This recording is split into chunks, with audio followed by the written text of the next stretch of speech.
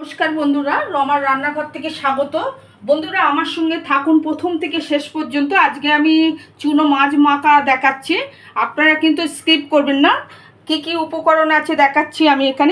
এখানে আমার 100 গ্রামের মতন আছে পুঁটি মাছ। আপনারা মোরলা মাছ দিয়েও করতে পারেন, যেহেতু আমি পুঁটি মাছ পেয়েছি পুঁটি মাছ দিয়ে করছি। এখানে আছে আমার 1 বাটি সর্ষের তেল আছে।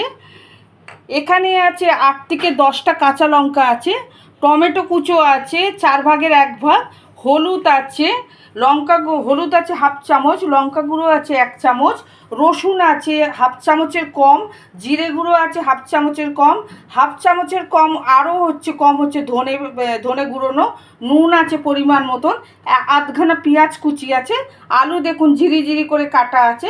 আমি এবার মাছটা মাখছি, করবেন ঝালটা আপনাদের মতন করে খাবেন বন্ধুরা। আমি এবার উপকরণগুলো মাখছি দেখুন।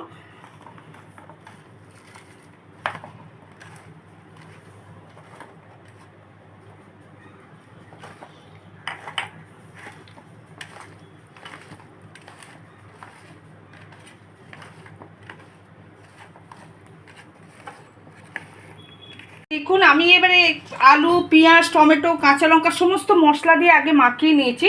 এবারে আমি মাছটা দিয়ে দিচ্ছি, পুঁটি মাছটা। আচ্ছা, এখানে এই তেলটা পুরোটাই লাগবে আমার, 50-এর বেশি তেল আছে।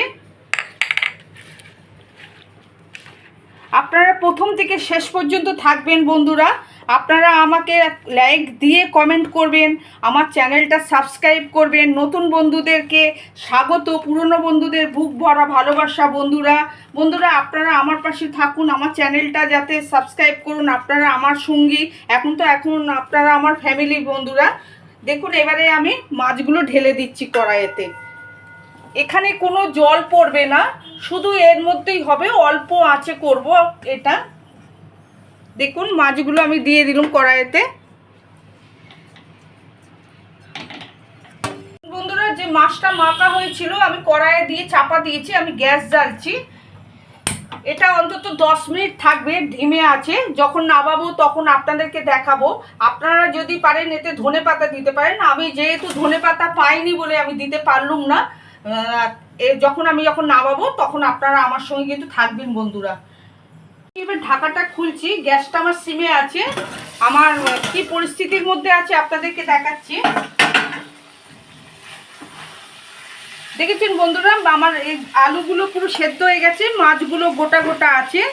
এইভাবে মাছ মাখা করে চুনো মাছ মাখা খাবেন। আমি এবার নামাবো, একদম শুকনো হয়ে গেছে, তেল ছেড়ে দিয়েছে। আপনারা অতি অবশ্যই বাড়িতে ট্রাই করবেন বন্ধুরা, করে আপনারা নিজেরা খেয়ে তারপরে লাইক দিয়ে কমেন্ট করবেন। আপনারা আমার সঙ্গে থাকার জন্য অসংখ্য ধন্যবাদ বন্ধু আপনাদেরকে আমার।